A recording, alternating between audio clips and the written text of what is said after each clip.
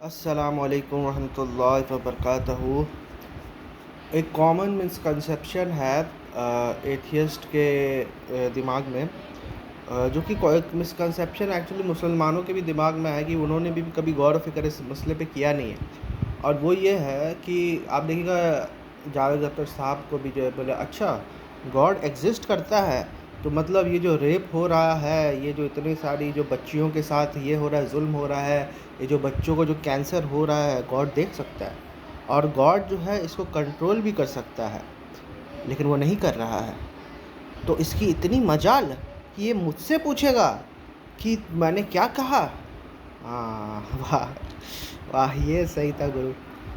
देखिए बात ये है कि गॉड जो अल्लाह या भगवान, किसी भी लैंग्वेज में आप बोल लो, अल्लाह के जो है सभी नाम है, सभी खूबसूरत नाम है। आप कोई भी लैंग्वेज बोल लो, एक चीज़ हमेशा याद रखना कि ये इस लाइफ की रियलिटी को आप समझो सबसे पहली बात, ठीक है। और हम लोग एक जवाब देने की कोशिश कर रहे हैं जो कि हमारे हिसाब से बेस्ट आंसर है, हमारे हिसाब से ये बेस्ट आंसर है, ठीक है ना। और हम लोग सेटिस्फाइड है इस आंसर से। आप इस आंसर से सेटिस्फाइड नहीं हैं, वेरी गुड, एक्सीलेंट। तो आप हमें कुछ कोई जवाब दे दो ना। I don't know is not an answer. एक चीज़ हमेशा याद रखना, I don't know is not an answer. मैं अगर कोई चीज़ सवाल पूछ रहा हूँ और आप बोल रहे आई डोंट नो, तो that answer is not acceptable, क्योंकि फिर सवाल अपनी जगह पर रहेगा और जब तक उस सवाल का आप जवाब नहीं दीजिएगा, वो सवाल परेशान करता रहेगा। और वो सवाल इतना परेशान करता है कि वो आपको डिप्रेशन में भी ले जाता है और कभी कभार सुसाइड में भी ले जाता है। अब बहुत सारे लोग ये बोलेंगे कि नहीं यार, हर कोई ये सोच के थोड़ी ना सुसाइड कर लेता। मैं अग्री करता हूँ। देखिए, अगर आप जो है रास्ता क्रॉस कर रहे हैं या फिर आप रेड लाइट को क्रॉस कर रहे हैं, हो सकता है कि आपके एक्सीडेंट ना हो, लेकिन आपने जो किया है, ठीक है, उससे ये चीज़ जस्टिफाई नहीं हो जाता। आप जो है रिलीजियस लोगों के ऊपर हमेशा इल्ज़ाम लगाते हैं या फिर थियस्ट लोगों पर जो इल्ज़ाम लगाते हैं, ये लोग डॉगमेटिक लोग हैं, ये कभी सवाल को पसंद नहीं करते। आप ये इल्ज़ाम लगाते हैं उनके ऊपर और बहुत हद तक आपके इल्ज़ाम सही भी है, मैं आपके साथ हूँ, ठीक है। लेकिन वो डॉगमेटिज़्म आपके अंदर भी है। जब हम सवाल पूछते हैं तो आप बोलते हैं आई डोंट नो। क्यों? सवाल तो आप भी नहीं कर सकते और आप भी इस सवाल को इग्नोर करते हैं। आप भी इस सवाल को इग्नोर करते हैं। तो भाई आप में और मौलवियों में क्या फ़र्क रहा। अब मैं टॉपिक पे आता हूँ कि सबसे बड़ी बात तो ये है, एक ऑब्जेक्शन ये किया जाता है कि अगर गॉड एग्जिस्ट करता है तो इतनी सारी बुराइयाँ क्यों। दूसरी बात ये है कि गॉड अगर टेस्ट करता है तुमको, तो गॉड को तो टेस्ट का रिज़ल्ट ऑलरेडी पता है, तो तुमको टेस्ट क्यों करता है गॉड। जब मेरे को रिज़ल्ट पता ही है तो मैं तुमको टेस्ट क्यों करूँगा। मैं तो तुमको टेस्ट तब करूँगा ना जब मुझे पता नहीं है कि तुम पास हो गए तो फेल हो गए। तो एक बात हमेशा याद रखिए कि गॉड जो है हमें चॉइस दिया है, राइट और रॉन्ग, जन्नत जहन्नम, ठीक है। आप उस वक्त क्या चूज़ करते हो, जो आप चूज़ करते हो गॉड को पता होता है। क्यों पता होता है? इसलिए पता होता है कि गॉड के ऊपर टाइम अप्लाई नहीं होता, टाइम ह्यूमन बींग्स के ऊपर अप्लाई होता है। गॉड का बिगनिंग और एंड तो है नहीं, ह्यूमन बींग्स का बिगनिंग और एंड है, ठीक है। तो जब आप ये बोलते हो कि गॉड को तो पहले से ही पता है, तो मेरा मेरा ये क्वेश्चन है कि अगर उनको जो है गॉड को पहले से ही जो है हर चीज़ पता है, तो पहला और बाद का तो जो ये है, पहला और बाद तो तब अब होगा ना जब आप गॉड को टाइम करोगे। गॉड को तो आप टाइम कर ही नहीं सकते।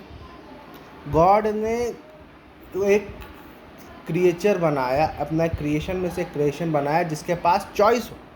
बाकी क्रिएशन के पास चॉइस नहीं है। जैसे मिसाल के तौर पर टाइगर है, उसके पास चॉइस नहीं है कि वो वेजिटेरियन खाए, वो जो है पीसफुल रहे, वो जो है डेयर को फाड़ के ना खाए, उसके पास चॉइस नहीं है। ह्यूमन बीइंग्स के पास चॉइस है। ह्यूमन बीइंग्स के पास राइट और रॉन्ग का चॉइस है। एक एनिमल के पास राइट और रॉन्ग का चॉइस नहीं है। तो हम लोग एक ऐसा क्रिएशन है जो गॉड ने हमें बनाया है, जिसको गॉड ने चॉइस दिया है। अब जैसे ही गॉड ने चॉइस दिया है, हमने चॉइस अपना या तो जन्नत बोला है या तो जहन्नम बोला है, तो बस हमें उसी रास्ते पे गॉड ने छोड़ दिया है कि एक है जन्नत का रास्ता, आप इधर जाओ, और एक है जहन्नम का रास्ता, आप इधर जाओ। गॉड के लिए ये चीज़ हो चुका है। गॉड के लिए पास्ट प्रेजेंट और फ्यूचर कुछ नहीं है। गॉड के लिए समझो ये हो गया कि हमने आपसे पूछा, जैसे जैसे मैं तुमसे पूछता हूँ कि भाई क्या खाना खाओगे, बिरयानी खाओगे, तुम बोलोगे हाँ, बस दैट्स इट, ख़त्म। तो मुझे पता चल गया है, गॉड जब कोई चीज़ क्रिएट कर रहा है तो उसको पता चल गया है, उसको सामने वालों को चॉइस दिया गया है, तो उसको पता चल गया है कि फलां ने क्या चॉइस मेक किया है, ठीक है। लेकिन ये चॉइस उसने किया है, चॉइस गॉड ने नहीं किया। मतलब मिसाल के तौर पे गॉड कभी भी उस बंदे को जहन्नम में नहीं भेजेगा जिसका चॉइस जन्नत का था, और गॉड कभी भी किसी भी आदमी को जन्नत नहीं भेजेगा जिसका चॉइस जहन्नम का था। इसमें गॉड की क्या गलती भाई? गॉड ने तुमको चॉइस दिया जन्नत या जहन्नम, तुमने डिसाइड किया, तुम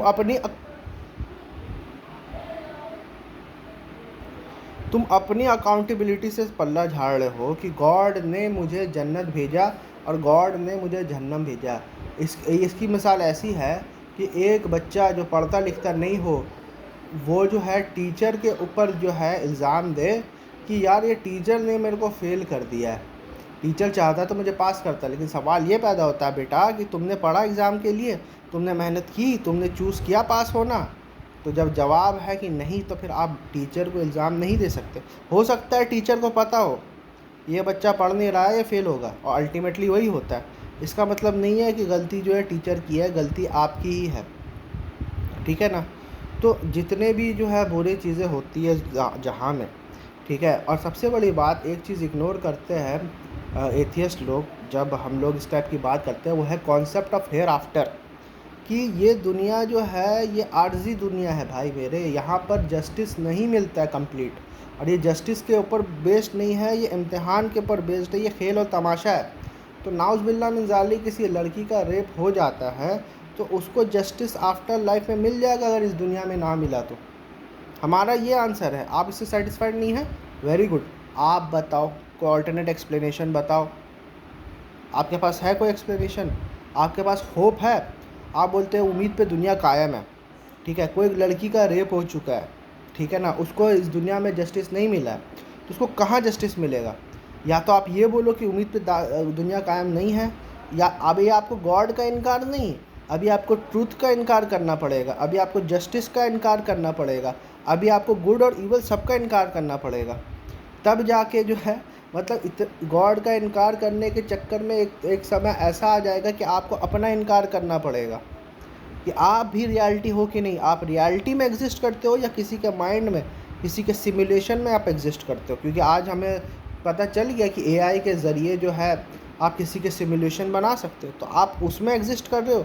हम लोग भी देख सकते हैं, जैसे मैं जो बोल रहा हूँ वो एक फ़िज़िकल रियलिटी भी है और उसका एक वर्चुअल रियलिटी भी है।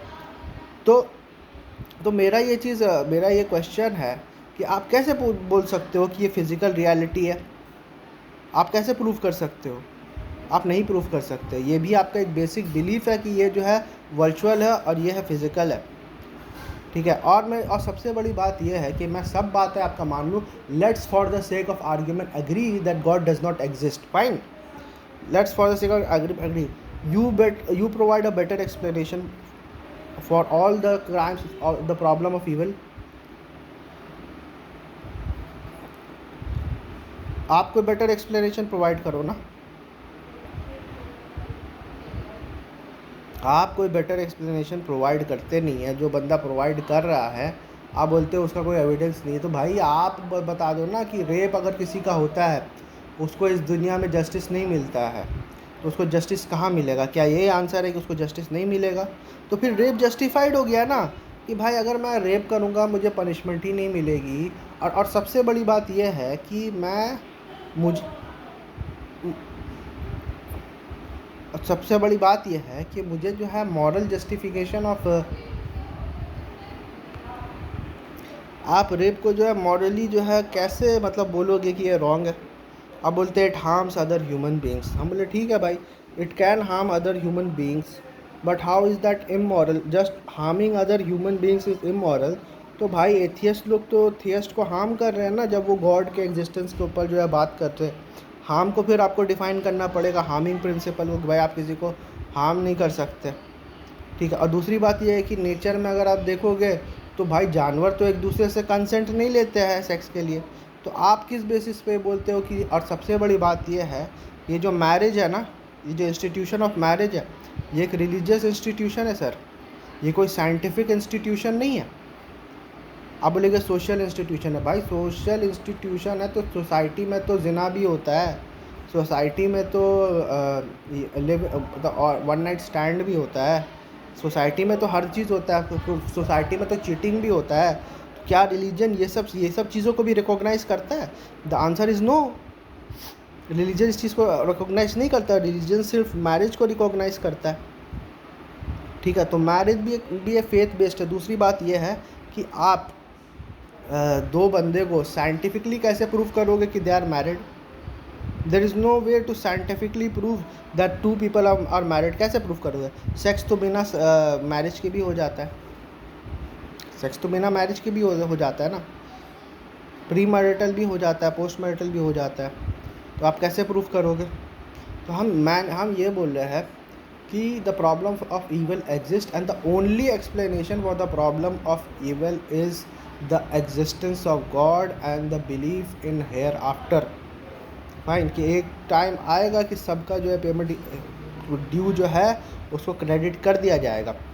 और जावेद अख्तर साहब का मैंने ये भी सुना है कि वो ये बोलते हैं कि वो सब चीज़ क्रेडिट पे है।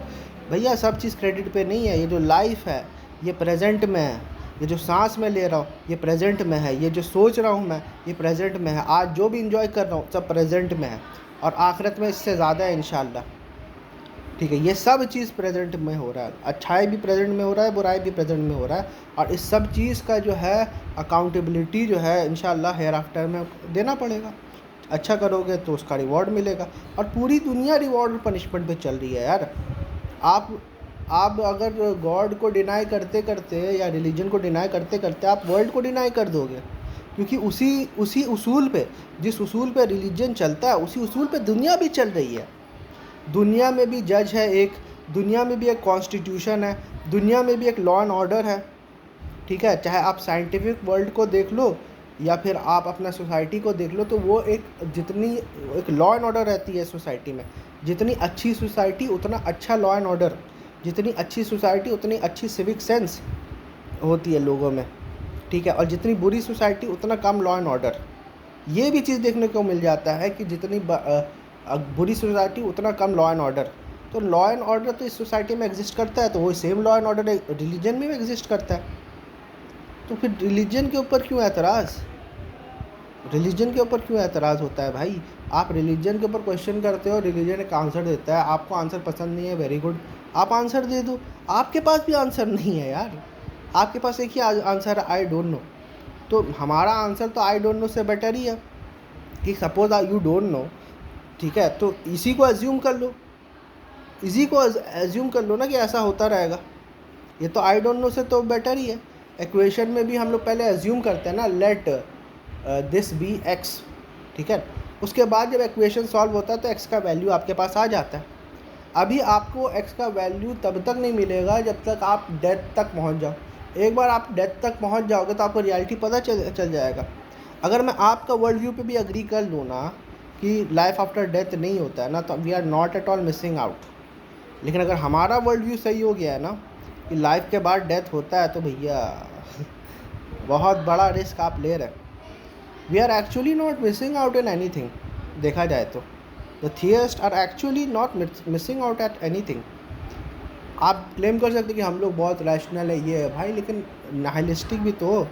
ये इतना इंटेलेक्ट लेके तो इतना सेल्फ अवेयर हो के सिर्फ दुख मिलता है। Ask any intelligent person, he is never happy.